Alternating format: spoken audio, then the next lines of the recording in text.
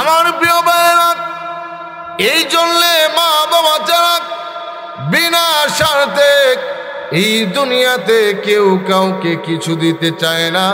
শুধু স্বার্থবিহীন হলো মা আর বাবা। জোরে কোন ঠিক কিনা? এই জন্যে আল্লাহ নবী বলেন, পৃথিবীর মানুষের আরে তোমার মা হলো তোমার জন্য জান্নাত, তোমার মা বাবা হলো তোমার জন্য জাহান্নাম। আর মা বাবার দোয়া আল্লাহর দরবারে কবুল হইতে দেরি হয় না। হযরত ইমাম বুখারী রাহমাতুল্লাহি আলাইহি লিখেন, আমি বুখারী রাহমাতুল্লাহি আলাইহি বয়স যখন 7 বছর, চক্ষু অন্ধ হয়ে গেছে, চোখে দেখি না। আমার মা গভীর রজনীতে প্রতিদিন রাত্রে আমার জন্য কান্দে আর বলে, প্রভু গো, আমার সন্তানের চক্ষু আপনি ভালো করে দেন। ঠিকই দেখা গেল একদিন গভীর রজনীতে আমার মা তাহাজ্জুদ নামাজের সিজদায় পড়ে আঁচলটা মাটির নিচে বিছাইয়া ওই আঁচলের উপর সিজদা দিয়া আল্লাহর দরবারে কান্দে আর বলে, প্রভু গো, আমার ইসমাইলের চক্ষু দুইটা অন্ধ হয়ে গেছে। প্রভু গো, আমার ওই সন্তানের চক্ষু যতক্ষণ পর্যন্ত তুমি ভালো করে না দিবা, আমি মা কসম করে বলি আমার জীবন যেতে পারে। এই আঁচল থেকে, তোমার কুদরতি কদম থেকে আমি মা দুইটা চক্ষু এবং কপাল তোমার চরণ থেকে কোনোদিন উঠাইব না। সিজদায় পড়ে আছি, দাও আমার সন্তানের চক্ষু তুমি ভালো করে দাও। ইমাম বুখারী রাহমাতুল্লাহি আলাইহি লিখেন, এমনি আমার মাকে কে যেন একটা ডাক দিয়ে বলে, সন্তানের মা, আপনার মাথা উঠান। এই মুহূর্তে মহান আল্লাহ আপনার সন্তানের দুইটা চক্ষু ভালো করে দিয়েছি। ইমাম বুখারী রাহমাতুল্লাহি আলাইহি লিখেন, আমি আমার মার দোয়ার বদৌলতে আমার চক্ষু যখন আমি ফিরে পেলাম, আমার দুনিয়ার কোনো আলোর প্রয়োজন হয় না। আমি গভীর রজনীতে ওই চাঁদের আলোতে আমি কিতাব মোতালা করতে পারতাম।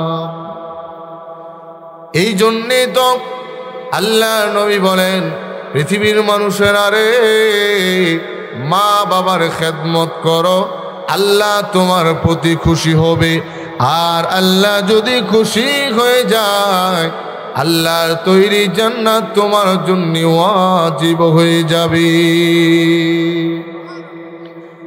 এই জন্যে জিবরাইল বলেন, ইয়া রাসূলুল্লাহ, তৃতীয় ওই শ্রেণীর মানুষ ধ্বংস হয়ে যাক যাদের সামনে আপনার নাম মোবারক উচ্চারণ হবে আর তারা আপনার নাম শোনা পরে আপনার উপর দুরূদ পড়ল না, ওই সমস্ত মানুষ ধ্বংস হয়ে যাক।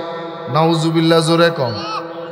তৃতীয় ওই শ্রেণীর মানুষ তারা ধ্বংস হয়ে যাক যাদের সামনে আল্লাহ নবীর, বিশ্ব নবীর নাম মোবারক উচ্চারণ হলো আর তারা রসুলের নাম শোনার পরেও দুরূদ পড়ল না। ও সাহাবীরা, ওই সমস্ত মানুষের বিরুদ্ধে জিবরাইলের বদদোয়া আমি বিশ্ব নবীর পাক জবান দ্বারা আমিন করি। এই জন্যে আল্লাহ নবীর নাম শোনার পরে আমাদের দায়িত্ব হলো দুরূদ পড়া, আমাদের উপর ওয়াজিব।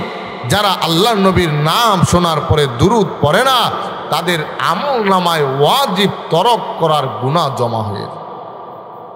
এই জন্য বলেন, আল্লাহ নবীর নাম শোনার পরে আমাদের উপর ওয়াজিব আল্লাহ নবীর উপর দুরূদ পড়া। জোরে কোন ঠিক কিনা?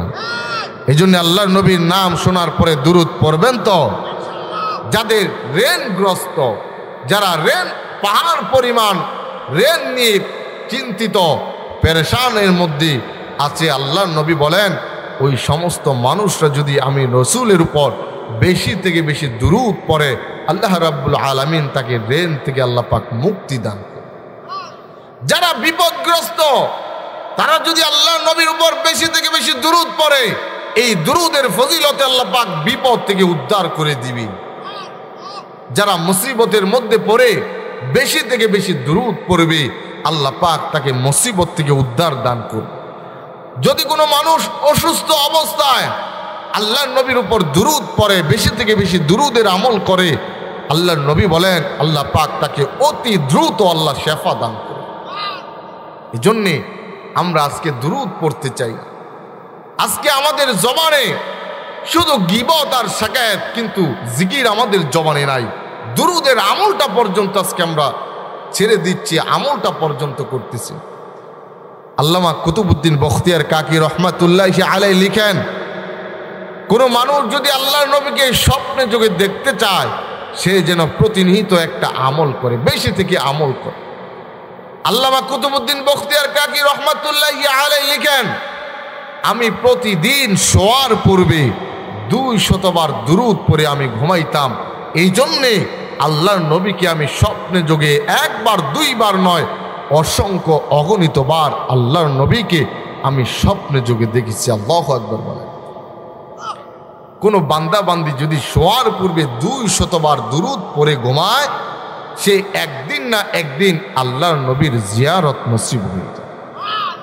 আর নবীজিকে জিয়ারত, নবীজির চেহারা দেখার ফজিলত হলো তার জন্য চিরদিনের জন্য জাহান্নামের আগুন হারাম হয়ে যায়। এই জন্য আমার প্রিয় ভাইরা, শোয়ার পূর্বে এই ছোট্ট দুরূদটা পড়বেন তো। 200 বার ছোট দুরূদ পড়েন আপনি, সাল্লাল্লাহু আলাইহি ওয়াসাল্লাম, সাল্লাল্লাহু আলাইহি ওয়াসাল্লাম। এমন ভাবে আপনি 200 বার এই দুরূদটা পড়েন, ওযু করে 200 বার এই দুরূদ পড়ে আপনি সুন্নত তরিকায় ঘুমান। আল্লামা কুতুবউদ্দিন বখতিয়ার কাকি বলেন, একদিন না একদিন আল্লাহর নবীকে সেই স্বপ্নে যোগে দেখেছে। এই জন্য আরেকটা ফজিলত হলো, আপনার কোনোদিন টাকা পয়সার অভাব থাকবে না। আপনার কাপড়ের, জামার পকেট সব সময় টাকা দ্বারা ভরপুর থাকবে। এই একটা আমল, যাকে আপনাদেরকে আপনি শেখাবো, বলবো আপনাদের কাছে, শিখবেন তো। আপনাদের কোনোদিন অভাব থাকবে না, পকেট টাকার দ্বারা সব সময় টাকা দ্বারা ভরপুর থাকবে, আপনার পকেট খালি হবে না। এই আমলটা হলো আসর থেকে মাগরিব পর্যন্ত এই সময়ের মধ্যে ছোট দুরূদ সাল্লাল্লাহু আলাইহি ওয়াসাল্লাম, সাল্লাল্লাহু আলাইহি ওয়াসাল্লাম 500 বার আপনি পড়বেন। আল্লাহর নবী বলেন, জিন্দেগিতে আপনাকে অভাব আপনার কাছে আসতে পারবে না। আপনার শরীরের কাপড়ের পকেট কোনোদিন টাকার দ্বারা খালি হবে না, সব সময় ভরপুর থাকবে। 500 বার দুরূদটা পড়বেন আসর থেকে মাগরিব, সাল্লাল্লাহু আলাইহি ওয়াসাল্লাম, সাল্লাল্লাহু আলাইহি ওয়াসাল্লাম। কোনোদিন আপনি অভাবগ্রস্ত থাকবেন না। আল্লাহ পাক আপনাকে সমস্ত বিপদ আপদ থেকে হেফাজত দান করবে, এবং কোনোদিন টাকা খালি থাকবে না, সব সময় টাকার দ্বারা আপনার পকেট ভরপুর থাকবে। এই জন্য এই আমলটা করবেন তো, ইনশাল্লাহ করবেন। এটা পরীক্ষিত আমল। মরহুম হযরত নানুপুর পীর সাহেব রহমাতুল্লাহি আলাইহি লিখেন, মাহে রমাদানে আমার পকেটে কোনো প্রকার টাকা নেই। আমার নাতি আসছে, নানু পাঠাইছে কিছু টাকা দাও, বাসায় ইফতার নিব। হযরত বলতেছে, আমার পকেটে কোনো টাকা নেই, কিন্তু আসরের পরে আমি দুরূদের আমল শুরু করে দিলাম। সাল্লাল্লাহু আলাইহি ওয়াসাল্লাম, সাল্লাল্লাহু আলাইহি ওয়াসাল্লাম। যেই মাত্র 500 বার দুরূদের আমলটা শেষ হলো, একজন যুবক আমার সাথে মুসাফা করলো। মুসাফার ভিতরে কিছু টাকা হাদিয়া দিল। হাদিয়া দেওয়ার পরে বলে, হুজুর আমার আম্মা অসুস্থ, আপনাকে কিছু টাকা হাদিয়া দিয়েছে। হযরত পিওর টাকা, একদম পরিচ্ছন্ন টাকা, হাদিয়াটা আপনি গ্রহণ করেন, আর আমার আম্মির জন্য একটু দোয়া করেন, এই টাকা আপনাকে হাদিয়া দিয়েছে। তখন হযরত কিছু টাকা পকেটে বললেন, আর কিছু টাকা ইফতারি নিয়ে বললেন, নানু তোমার নানুর জন্য ইফতারি নিয়ে যাও। হযরত বলেন, আমি ইয়াকিন এবং বিশ্বাসের সাথে যতবার এই দুরূদের আমল করেছি, আমি ততবার সঙ্গে সঙ্গে তার ফজিলত আমি। এই জন্য আজকে আমাদের সমাজের মানুষ রাসূল করিম সাল্লাল্লাহু আলাইহি ওয়াসাল্লামের নাম শোনার পরে দুরূদের আমল আমরা করি না। আমরা এত গাফেল হয়ে যাচ্ছি, আস্তে আস্তে দুরূদ পড়তেই পারি না, আমরা পড়তেই জানি না, আমাদের ভালোই লাগে না। এই জন্য এই দুরূদের আমলটা করবেন তো, বলেন করবেন তো। আর কেনই আল্লাহর নবীর উপর দুরূদ আমরা করব না, যেই নবী আমাদের জন্যে আমার উম্মতের বেলায় নবীর দয়া এহসান এটা দিল সর্ব উপরে সবচেয়ে উচ্চাঙ্গের এহসান দয়া ছিল আল্লাহর নবী উম্মতের বেলায়। জোরে কোন ঠিক কি? আমরা আল্লাহর নবীর উপর কেনই বা দরুদ পড়ব না? আল্লাহর নবীর দয়া ছিল এই উম্মতের জন্য সবচেয়ে বেশি। নবীজির অনুগ্রহ উম্মতদের বেলায় সবচেয়ে বেশি ছিল। আল্লাহ নবীর সাল্লাল্লাহু আলাইহি ওয়াসাল্লাম এই উম্মতের জন্য কি না করেন নাই। নবীজি পৃথিবীর থেকে চোখের পানি ছেড়ে দিয়ে কান্দে যেদিন পৃথিবী থেকে বিদায় হয়ে যাবে। জিবরাইল ডাক দিয়ে বলে, ইয়া রাসূলুল্লাহ, ইয়া হাবিবাল্লাহ, আল্লাহর নবী গো আপনি কেন কান্দেন? ও বুঝে ফেলেছি আপনি কি হাসাইন আর হুসাইনের জন্য কান্দেন। আল্লাহর নবী ডাক দিয়ে বলে, না জিবরাইল, আমি আমার হাসাইন হুসাইনের জন্য কান্দি না। তাহলে কার জন্য কান্দেন?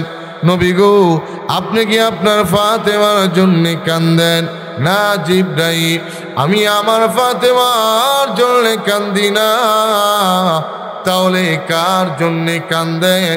এমনি আল্লাহর নবী ডাক দিয়ে বলেন, জিবরাইল রে, আমার কান্নার কারণ হইল আমি তো কান্দি আমার গুনাহগার উম্মতের জন্যে। যেই নবী পৃথিবীর থেকে বিদায় হওয়ার পূর্বেও এই উম্মতের জন্য কান্দে। আল্লাহ, আমি যদি পৃথিবীর থেকে বিদায় হয়ে যাই আমার উম্মতের জিম্মাদারি কি হবে? আল্লাহ, আমার উম্মতকে যদি গজব আযাব দিয়ে আপনি ধ্বংস করে ফেলেন আমার উম্মত তো বরদাস্ত করতে পারবে না। যেই নবী পৃথিবীর থেকে বিদায় হওয়ার পূর্ব মুহূর্তেও এই উম্মতের জন্য চোখের পানি ছেড়ে দিয়ে কান্দে, ওই উম্মত আল্লাহর নবীর উপর দুরূদ পড়বে না, এটা হতেই পারে না। জোরে কোন ঠিক কিনা? আল্লাহর নবী উহুদের ময়দানে নবীজি রক্ত মোবারক জড়াইলেন এই উম্মতের জন্য। নবীজির দান্দার মোবারক শহীদ করলেন শুধু এই উম্মতের জন্য। আল্লাহ নবী যখন উহুদের ময়দানে বেঈমান কাফেররা নবীজিকে চতুর্দিকে ঘেরাও করে ফেললেন, আল্লাহ নবীকে আর রাখবে না, মুহাম্মদকে পৃথিবীর থেকে বিদায় করে দিবে। আল্লাহ নবীর চতুর্দিকে বেঈমান কাফেরেরা ঘেরাও করে ফেললেন। এমনি আল্লাহ নবীর চতুর্দিকে 5 জন সাহাবী দাঁড়ায় গেলেন। সামনে যিনি দাঁড়াইলেন ওনার নাম হলো আবু দুজানা রাদিয়াল্লাহু তাআলা আনহু। ওই আবু দুজানা আল্লাহ নবীর সামনে দাঁড়াইয়া বেঈমান কাফেরদের দিকে তার বুকটা এইভাবে রোগ করে ডেকে ডেকে বলে, বেঈমান কাফেরেরা, যত তীর মারার প্রয়োজন আমি আবু দুজানার শরীরে মার। আল্লাহর কসম করে বলি বিশ্ব নবীর শরীরে একটা তীরের আঘাত লাগতে দেওয়া হবে না। শুরু হয়ে গেল আল্লাহর নবীকে লক্ষ্য করে বেঈমান কাফেরের তীর লাগা। আল্লাহ নবীর দিকে তীর মারা শুরু করে দিল। এমনি আবু দুজানার মাথা থেকে পা পর্যন্ত তীরের জখম লেগেছিল। এক এক করে তীরের আঘাত লাগে। আবু দুজানা উফ আ শব্দ করে না, শুধু চোখের পানি ছেড়ে দিয়া কান্দে। এমনি আরেকজন সাহাবী এসে বলে, রে আবু দুজানা, তুই যেই জায়গায় দাঁড়িয়ে আছস তুই একটু এই জায়গা থেকে সর, আমি তোর জায়গায় দাঁড়াই। আবু দুজানা এমনি ডাক দিয়ে বলে, সাহাবী রে, আমি এই জায়গায় থেকে সরতে গেলে আর তুমি এই জায়গায় দাঁড়াইতে গেলে এই ফাঁকে যদি আল্লাহ নবীর শরীরে একটা তীরের আঘাত লেগে যায়, কিয়ামতের দিন আমি আবু দুজানা আশিকে রাসূল হইয়া দাঁড়াইতে পারবো না, বিশ্ব নবীর প্রেমিক হইয়া দাঁড়াইতে পারবো না। না, আমি আল্লাহর কসম করে বলি, আমি আবু দুজানা শরীরে বিন্দু পরিমাণ রক্ত থাকতেও আমি আল্লাহর নবীর সামনে থেকে একটা পা ইঞ্চিও আমি এক মুহূর্তের জন্যও আড়াল হব না। পিছনে তিনি দাঁড়াইলেন, ওনার নাম হলো আবু তালহা। যে আবু তালহার মাথা থেকে পা পর্যন্ত ৮০ থেকে ৯৯টা তীরের জখম লেগেছিল। ওই আবু তালহা নবীজির প্রেমে পাগল হইয়া তীরের আঘাত খায়, উফ আহ শব্দ করে না, চোখের পানি ছেড়ে দিয়া কান্দে। আমি আবু তালহা দুনিয়া থেকে বিদায় হতে পারি, আল্লাহর কসম করে বলি, আল্লাহর নবী পৃথিবী থেকে বিদায় হয়ে যাবে, আমি আবু তালহা এটা কোনোদিন বরদাস্ত করতে পারবো না। এমনি ওই বেঈমান কাফেররা আল্লাহর নবীকে পৃথিবী থেকে বিদায় করার জন্য ওই উহুদের প্রান্তরে এক পাহাড়ের উপরে উঠে আল্লাহ নবীকে লক্ষ্য করে বিকট এক পাথর যখন আল্লাহর নবীর মাথা মোবারকের উপরে ছেড়ে দিল, আল্লাহর নবীর মাথা মোবারকের মুকুটটা ভেঙে আল্লাহর নবীর মাথা মোবারকে একটু লোহা ঢুকে গেল। আর পাথরটা সামনে পড়তে গিয়ে আল্লাহর নবীর সামনের দন্দান মোবারক পর্যন্ত ভেঙে গেছে। নবীজি অজ্ঞান হয়ে জমিনের মধ্যে পড়ে গেল। আর এই ফাঁকে ওই তায়েফের জমিনে এলান হয়ে গেল, কত কতিলা মুহাম্মদ, মুহাম্মদ আর দুনিয়াতে নাই, দুনিয়া থেকে বিদায় হয়ে গেছে। এই এলান যখন তায়েফের উহুদের ময়দানে জারি হয়ে গেল, আল্লাহর নবী নাই, আল্লাহর নবী উহুদ থেকে বিদায় হয়ে গিয়েছে। আবু বকর তরবারি ফেলে দিয়ে এমনি ডাক দিয়ে বলে, তোমরা কারা গো? হে বেঈমান কাফেরেরা, মার যত তীর মারার প্রয়োজন, আমি আবু বকরের শরীরে মার। যেই জমিনে আল্লাহর নবী নাই, আমি আবু বকর এই জমিনে আর থাকতে চাই না, বিদায় হতে চাই, শাহাদাতের পেয়ালা আমি গ্রহণ করতে চাই। হযরত ওমর তরবারি ফেলাইয়া ডাক দিয়ে বলে, যেই জমিনে আল্লাহর নবী নাই, আমি আবু বকর জমিনে থাকবো না, বিদায় হয়ে যাব। কোথায় তোমরা? আমার আল্লাহর নবী নাকি বিদায় হয়ে গেছে। আমি ওমর আল্লাহর নবীর বিদায় হওয়ার বেদনা বরদাস্ত করতে পারবো না, এই জন্যেই আমি ওমরও বিদায় হতে চাই। যখন এলান হয়ে গেল উহুদের ময়দানে আল্লাহর নবী নাই, আল্লাহর নবী বিদায় হয়ে গেছে, এমনি ওই উহুদের ময়দানে একজন মহিলা আউলা কেশে পাগলের বেশে উহুদের ময়দানের দিকে দৌড়ায়। সাহাবীরা ডেকে বলেন, মহিলা কোথায় যাও? উহুদের ময়দানে যায়, আর গিয়ে লাভ হবে না, তোমার আব্বা যে এসেছিল উনি শাহাদাত বরণ করে ফেলেছে। কিন্তু মহিলা থামে না, আরো আউলা কেশে পাগলের বেশে দৌড়ায়। আবার একটু সামনে যাওয়ার পরে সাহাবীরা ডাক দিয়ে বলে, মহিলা গো, এমনি আউলা কেশে পাগলের বেশে কোথায় যাচ্ছ? বলে উহুদের ময়দানে যাচ্ছি।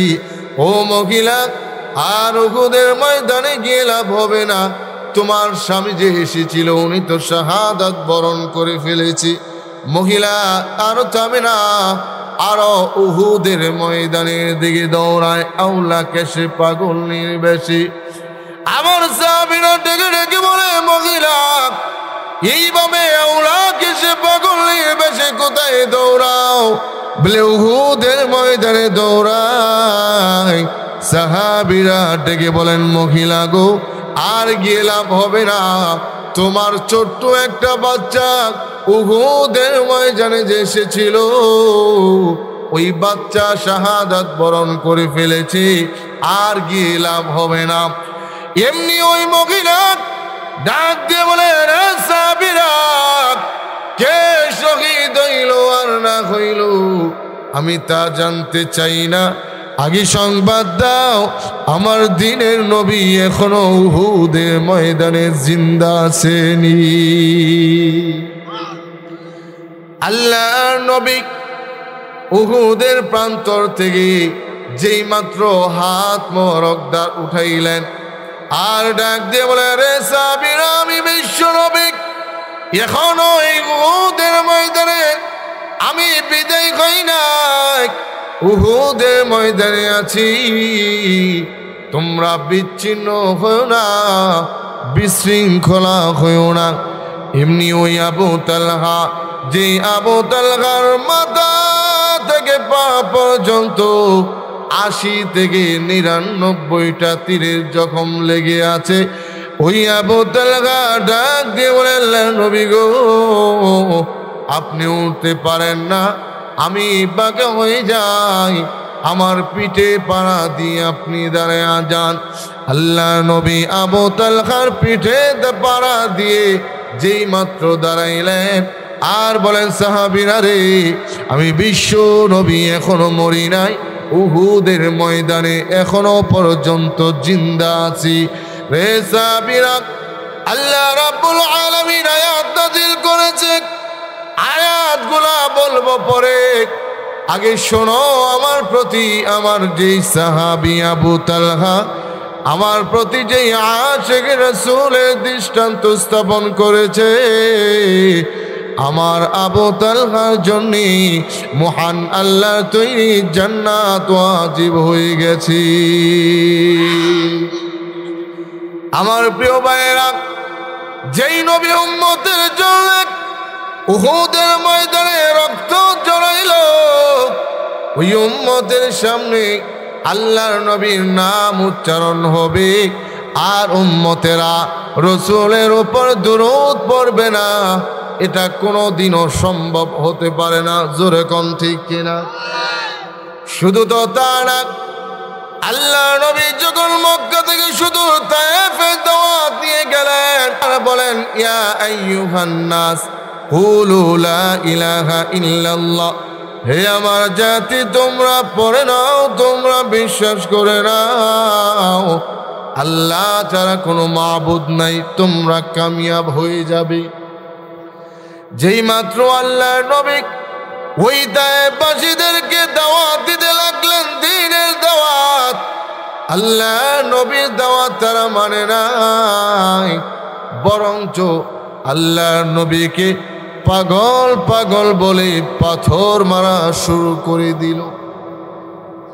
আল্লাহর নবীর সঙ্গে নবীজির পারক পুত্র হযরত যায়েদ রাদিয়াল্লাহু তাআলা আনহু, নবীজিকে ওই তায়েফবাসীরা পাথর মারতে মারতে ৩ বার বেহুশ করে ফেললেন। আল্লাহর নবী ৩ বার মাথা মুবারকের উপরে হাত দিয়ে বসে পড়লেন, আর ৩ বার অজ্ঞান হয়ে আল্লাহর নবী তায়েফের জমিনে পড়েছিল। ওই তায়েফবাসীরা আল্লাহর নবীকে যখন পাথর মারা শুরু করে দিল, নবীজির শরীর মোবারক থেকে আল্লাহর নবীর শরীর কেটে কেটে ঝর্ণার ন্যায় রক্ত বইতে আরম্ভ করল। এমনি আল্লাহর নবী ডাক দিয়ে বলে, যায়েদ রে,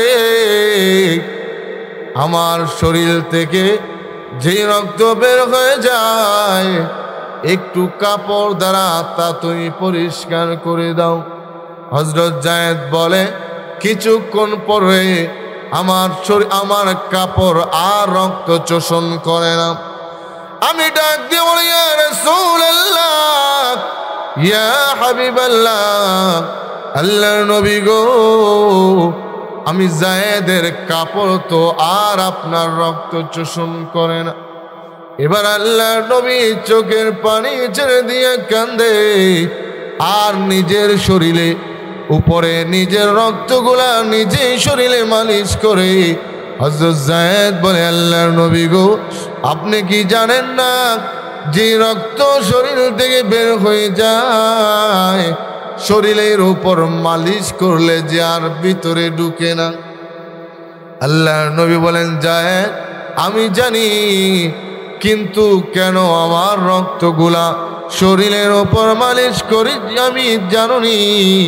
বলে, জানি না।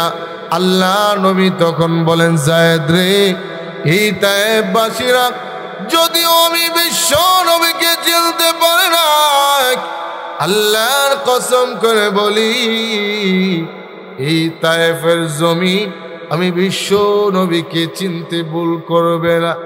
হে যায়েদ, আমার শরীর থেকে এক ফোঁটা রক্ত যদি এই তায়েফের জমিনে পড়ে যায়, আল্লাহ হুকুম দিতে হবে না, হুকুম দেওয়ার আগে এই তায়েফবাসীদেরকে এই তায়েফের জমিন একদম গ্রাস করে ফেলবে।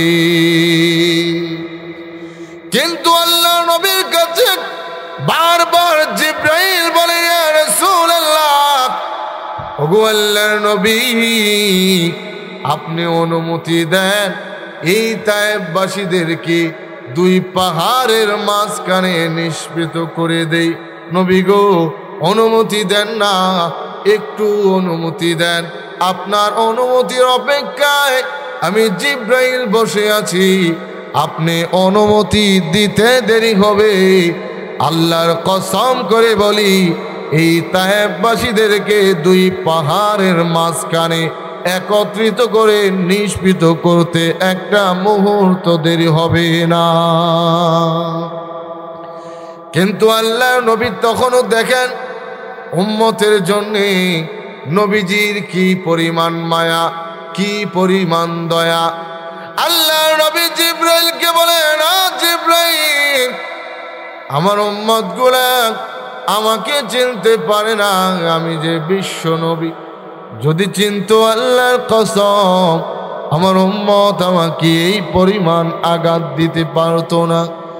আম্মা জান আয়েশা বলেন, ইয়া রাসূলুল্লাহ, বলেন গো, দাওয়াত দিতে গিয়ে কোন জায়গায় আপনার সবচেয়ে বেশি কষ্ট লেগেছে? এই কথা বলার পরে আল্লাহর নবী হাউমাউ করে কাঁদলেন, আর ডাক দিয়ে বলে, আয়েশা রে, আমি এই দিনের দাওয়াত দিতে গিয়ে ওই তায়েফবাসীরা যেই পরিমাণ কষ্ট আমাকে দিয়েছে, এই কষ্ট আমি বিশ্ব নবী কোনোদিন ভুলতে পারি না। ও আয়েশা, দেখো আমার শরীরে এখনো কালো কালো দাগ দেখা যায়। এই কালো দাগ হলো ওই তায়েফবাসীরা আমাকে যে পাগল পাগল বলে পাথর মেরেছে, এই পাথরের দাগ আমি বিশ্ব নবীর শরীরে এখনো পর্যন্ত আছে। আমার প্রিয় ভাইয়েরা, এখন বলেন, আল্লাহর নবীর দয়া যেই উম্মতের বেলায় সবচাইতে বেশি ছিল, এই উম্মত আল্লাহর নবীর নাম শুনে দুরূদ পড়বে না, এটা কোনোদিন কি হতে পারে? বলেন, আল্লাহর নবীর নাম শোনার পরে আমাদের উপর দুরূদ পড়া ওয়াজিব। জোরে কোন ঠিক কিনা? আরে আল্লাহর নবী যে উম্মতের জন্য নিজের জীবনটা বিসর্জন দিয়েছে, উম্মতদেরকে জাহান্নাম থেকে জান্নাতে নেওয়ার জন্য, উম্মতের বেলায় উম্মতের দ্বারে দ্বারে প্রতিনিয়ত আল্লাহর নবীর জীবনটা উৎসর্গ করেছে শুধু উম্মতের জন্য, উম্মতের জন্য। আজকে সেই উম্মত আল্লাহর নবীর উপর দরুদ পড়বে না, এটা তো হতেই পারে না। সেই উম্মত আজকে আল্লাহর নবীর সুন্নত পালন করে না, এটা তো হতেই পারবে না। আল্লাহর নবী উম্মতের জন্য কি না করেন, যে কিয়ামতের দিন আল্লাহর নবী উম্মতের জন্য শুধু আল্লাহুম্মা উম্মতি বলবে। যে কিয়ামতের দিন হযরত আদম থেকে ঈসা নবী পর্যন্ত সকলে বলবে শুধু নাফসি আর নাফসি, যে আল্লাহ আমাকে বাঁচান, আমাকে বাঁচান, আল্লাহ আমাকে বাঁচান। উম্মত চিনে না, উম্মত চিনবে না, বলবে আল্লাহ আমাকে বাঁচান। হযরত আদম আলাইহিস সালাম বলবে নাফসি, হযরত নূহ আলাইহিস সালাম বলবে নাফসি নাফসি নাফসি, হযরত ইব্রাহিম, হযরত ইসমাইল, ইসহাক, ইয়াকুব, ইউসুফ, ইউনুস, লূত, ঈসা, মূসা, ইউশা, শাম আলাইহিস সালাতু ওয়াস সালাম সকলে বলবে নাফসি নাফসি নাফসি, আল্লাহ আমাকে বাঁচান, আমাকে বাঁচান। এমনি ওই কিয়ামতের দিন এক কণার থেকে আওয়াজ বের হতে আসতেছে, আওয়াজ ভেসে আসতেছে, কে জানি বলে আল্লাহুম্মা উম্মতি, আল্লাহুম্মা উম্মতি। কিয়ামতের সমস্ত মানুষগুলা এদিক সেদিক তাকাইতে থাকবে, কে গো?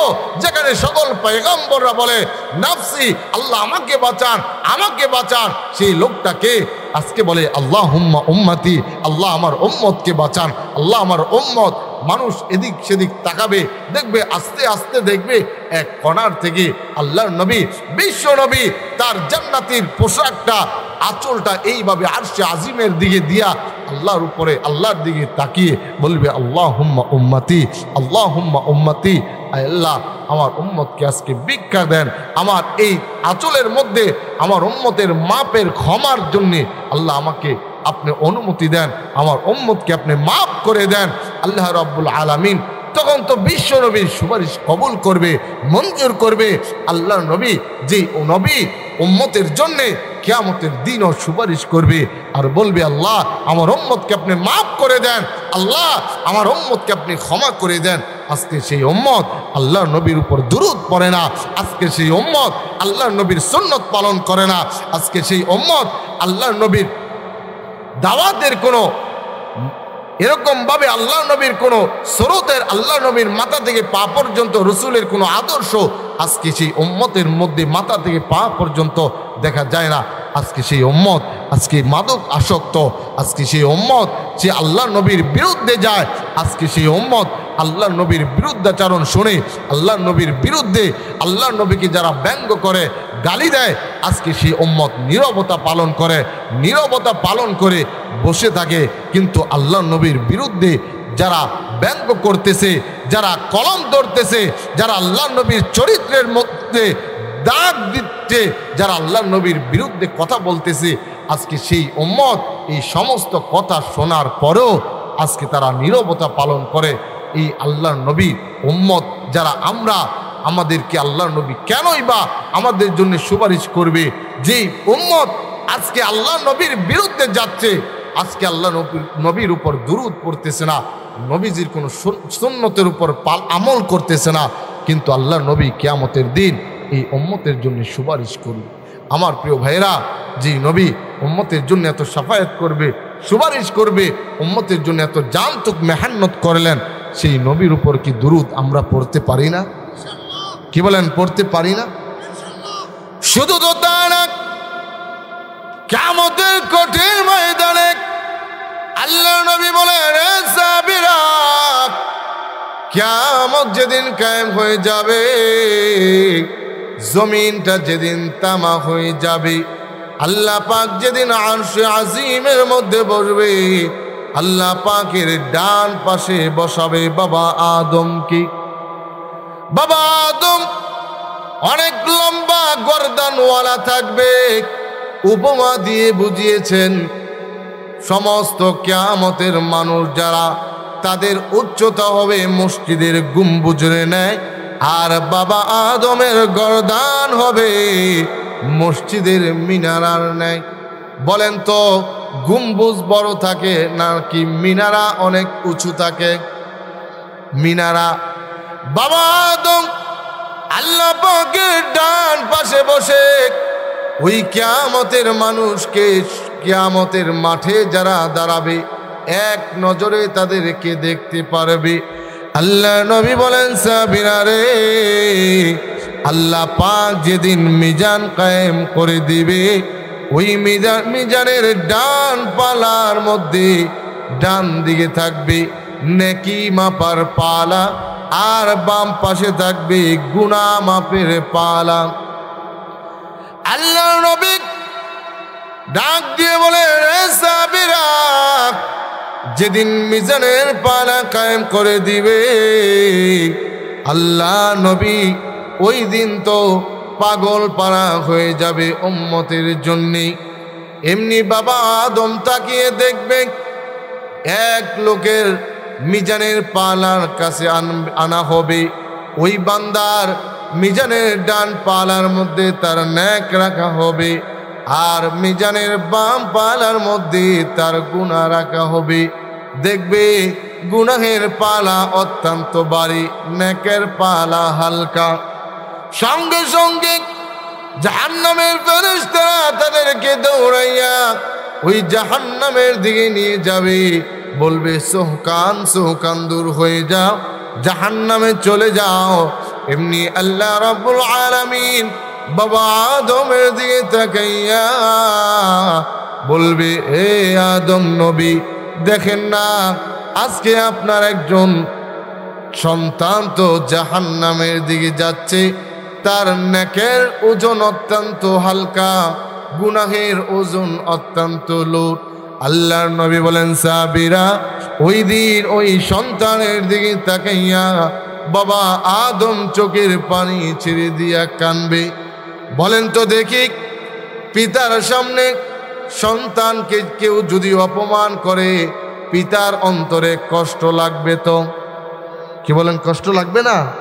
অবশ্যই কষ্ট লাগবে। আল্লাহ যেদিন বলবে, হে আদম নবী, দেখেন না গো আপনার সন্তান জাহান্নামে গেল তো। বাবা আদম বলে, ওই দিন চোখের পানি ছেড়ে দিয়ে কানবে আর বলবে, আফসুস আর আফসুস, আমার সন্তান জাহান্নামে যায়। বিশ্ব নবী বলেন, সাহাবীরা, এমনি একজন লোককে, বান্দাকে মিজানের কাছে যখন দাঁড় করাবে, এমনি বাবা আদম তাকিয়ে দেখবে তার নেকের পালাটা অত্যন্ত হালকা আর গুণের পালা অত্যন্ত বারিক। এমনি বাবা আদম দেখবে ওই লোকটাকে জাহান্নামের ফেরেশতারা টানতে থাকবে, জাহান্নামে নিয়ে যাবে। সঙ্গে সঙ্গে বাবা আদম ওই বান্দাকে দেখে বলবে, এইটা তো বিশ্ব নবীর উম্মত। আল্লাহ নবী বলেন, যারা দুনিয়াতে 5 ওয়াক্ত নামাজের জন্য ওযু করে, সঠিকভাবে ওযু করে, কিয়ামতের দিন ওই ওযুর অঙ্গ প্রত্যঙ্গ কিয়ামতের দিন নূরের তাজাল্লির ন্যায় চমকাইতে থাকবে। আর বাবা আদম তাকিয়ে দেখবে, এটা আখিরি নবীর উম্মত, এটা বিশ্ব নবীর উম্মত। যেই মাত্র বিশ্ব নবীর একজন উম্মতকে জাহান্নামে নিয়ে যাবে, আল্লাহ নবী বলেন, সাহাবীরা, এমনি হযরত আদম আমাকে ডাক দিয়ে বলবে, ইয়া মুহাম্মদ, হে মুহাম্মদ সাল্লাল্লাহু আলাইহি ওয়াসাল্লাম, দেখেন না আপনার একটা উম্মত তো আজকে জাহান্নামের দিকে যায়। এমনি আল্লাহ নবী বলেন, আমার উম্মত জাহান্নামের দিকে যায়। এইটা শুনে আমার জান্নাতি পোশাকটা কোমরের মধ্যে সঙ্গে সঙ্গে একটা গিট দিয়ে ফেলবো, আর আমি ওই ফেরেশতাদের পিছনে পিছনে দৌড়াইব। কিন্তু ফেরেশতাদের সাথে আমি পারবো না। এক পর্যায়ে গম্ভীর বেশে আরশে আজিমের দিকে যখন হাত মোবারক গালের দিকে দিয়ে আল্লাহর দিকে তাকাইব, আল্লাহ ডাক দিয়ে বলবে, ইয়া রাসূলুল্লাহ, কেন আপনার মুখ মোবারকটা মলিন হয়ে গেছে? আল্লাহর নবী তখন ডাক দিয়ে বলবে, প্রভু গো, দেখেন না আজকে এই কিয়ামতের দিন আমার উম্মত তো আজকে জাহান্নামের দিকে যায়। এমনি আল্লাহর নবী বলেন, আল্লাহ পাক ডাক দিয়ে বলবে, রে ফেরেশতারা, দেখোস না তোদের পিছনে কি, তার অনুসরণ কর। ফেরেশতারা তাকিয়ে দেখবে বিশ্ব নবী তাদের পিছনে। সঙ্গে সঙ্গে বলবে, ইয়া রাসূলুল্লাহ, কি হয়েছে বলেন। আল্লাহ নবী বলবে, রে ফেরেশতারা, এই বান্দার আরেকবার মিজানের পালায় তার নেক আমলটা মাপ দে, ওজন দে, দেখবো আমি তার কি অবস্থা। আল্লাহ নবী বলেন, ওই লোকটাকে, উম্মতটাকে যখন মিজানের পালায় নেওয়া হবে, দেখবে বলবে দাও, তার ডান পালার মধ্যে নেকটা দাও, বাম পালার মধ্যে গুনাহটা দাও। যেই মাত্র তার নেক পালার মধ্যে গুনাহটা রাখবে, ডান পালার মধ্যে নেক আমল রাখবে, দেখবে আমলটা অত্যন্ত হালকা, গুনাহের পালাটা অত্যন্ত ভারী। এমনি আল্লাহর নবী সঙ্গে সঙ্গে মিজানের পালায় ধরবে, আর তার জান্নাতি পকেট থেকে কি জানি একটা বের করে দিবে, সঙ্গে সঙ্গে নেকের পালাটা ভারী হয়ে যাবে। জান্নাতের ফেরেশতারা আহলান সাহলান জানাইয়া যখন জান্নাতের দিকে নিয়ে যাবে, আল্লাহ নবী বলেন ওই উম্মত বলবে, এই ফেরেশতারা ছেড়ে দাও, এই মুসিবতের দিনে যে আমাকে এই মুসিবতের দিনে সাহায্য করলো, ওই লোকটাকে চিনি না, তার সাথে একটু পরিচয় করব। এমনি আল্লাহর নবী বলেন ওই উম্মতটা আমার কাছে আসবে আর বলবে, আপনি কে গো? এই মুসিবতের দিনে আমাকে সাহায্য করলেন। এমনি আল্লাহর নবী তাকে জড়াইয়া তার কানে কানে বলবে, তুমি কি চিনো না আমি তো তোমার আখিরি নবী, আমি তো তোমার পেয়ারা নবী মুহাম্মদুর রাসূলুল্লাহ। আর তোমার আমলনামায় নেক মাপার পালায় যেটা দিলাম, এটা হলো তুমি জীবনে যতবার আমার উপর দরুদ পড়েছ, আজকে তোমার দরুদ তোমাকে ফেরত দিয়ে আমি আল্লাহর নবী তোমাকে এই মুসিবতের দিন সাহায্য করেছি। এজন্য আমার প্রিয় ভাইরা, আল্লাহর নবীর উপর যতবার দুরূদ পড়ব, এই দুরূদগুলা জমা হতে থাকে আল্লাহর নবীর কাছে। আল্লাহর নবী বলেন মুসিবতের দিনে এই দুরূদের দরুন আল্লাহ পাক বিশ্ব নবীকে এরকম ভাবে হুকুম দিবে, আল্লাহর নবী এই উম্মতের বেলা এই দুরূদ দিয়ে আল্লাহ পাক আল্লাহর নবী সাহায্য করবে এবং জান্নাত পর্যন্ত পৌঁছে দিবে। এই জন্য আল্লাহর নবীর উপর আল্লাহর নবীর উপর দুরূদ পড়ার জন্য আমাদের প্রয়োজন আছে না নাই? কি বলেন, আছে নাই? কিয়ামতের দিন যেদিন আল্লাহ রাব্বুল আলামিন, ওই কিয়ামতের দিন কেউ চিনবে না। আল্লাহ নবী ডাক দিয়ে বলেন, পৃথিবীর মানুষেরা রে, আল্লাহ রাব্বুল আলামিন এমন একটা অবস্থা করে দিবে, মা পরিচয় দেয় না, কে গো আপনি, পরিচয় দিবে না। আব্বার দরবারে যাবে, আব্বু পরিচয় দেয় না, ভাইয়ের দরবারে যাবে, পরিচয় দেয় না। ওই দিন তো একটা নেকির জন্যে আপনার কাছে কেউ পরিচয় দিতে থাকবে না।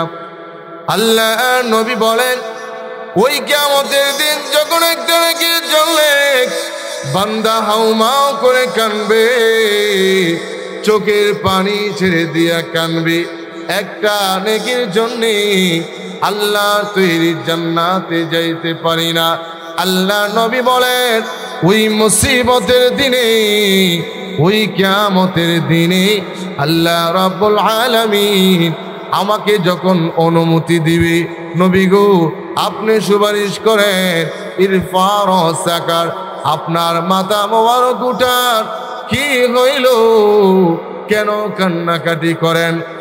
আর উম্মতের পেরেশানি দেখে আল্লাহর নবী বলবে, ইয়া আল্লাহ একটু অনুমতি দেন। কি করবেন? অনুমতি নিয়ে আমি বাবা আদম নবীর কাছে যাব। কি করবেন? বলে বাবা আদম নবীর কাছে গিয়ে বলবে, ওগো বাবা আদম, আজকে দেখেন না আমার উম্মত গুলা তো আজকে জাহান্নামের দ্বার প্রান্তে দাঁড়িয়ে আছে। ও আদম নবী, আজকে কিয়ামতের দিন আসেন না, মহান আল্লাহর দরবারে আমার উম্মতের জন্য একটু সুপারিশ করেন। আপনি গিয়ে বলবেন, আল্লাহ আমার সন্তানকে মাফ দেন। ও আদম নবী, আমি গিয়ে বলবো, প্রভু গো আপনি আমার উম্মতকে মাফ দেন। যদিও কথা দুইটা দুই রকম, শুনতে কিন্তু একই, বল ঠিক না? যদিও শুনতে দুইটা দুই রকম, আসলে কথা এক না। আদম নবী বলবে আল্লাহ আমার সন্তানকে মাফ দেন, বিশ্ব নবী বলবে আল্লাহ আমার উম্মতকে মাফ দেন। শুনতে যদিও দুই রকম, কিন্তু কথা কিন্তু একই। কি বলেন, ঠিক না?